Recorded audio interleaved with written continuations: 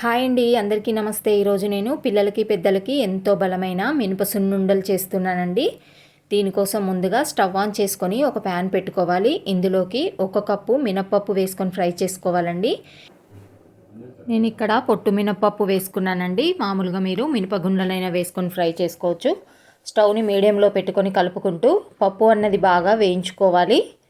మనకి పప్పు అన్నది లైట్గా కలర్ మారుతుందండి. మంచి స్మెల్ వచ్చేంత వరకు పప్పును బాగా ఫ్రై చేసుకోవాలి. పప్పు వేగిపోయింది. ఇప్పుడు ఇందులోకి ఒక 2 టేబుల్ స్పూన్ల రైస్ వేసేసుకొని స్టవ్ ఆఫ్ చేసేసుకున్నాను.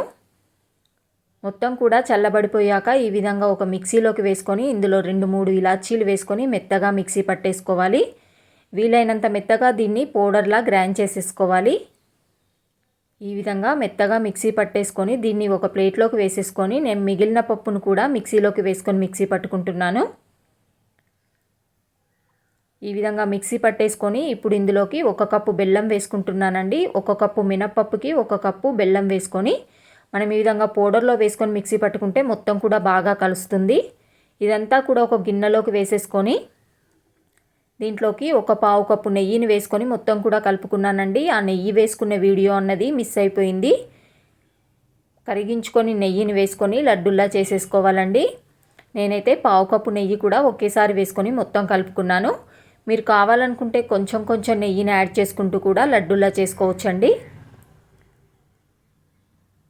కొంచెం గట్టిగా ప్రెస్ చేసుకుంటూ లడ్డూలా చేసేసుకోవడమేనండి. అంతేనండి, హెల్దీ అయిన పిల్లలకి బలమైన లడ్డూలు రెడీ అయిపోయాయండి. మీరు కూడా ఒకసారి ఈ మినప సున్నుండల్ని ట్రై చేయండి.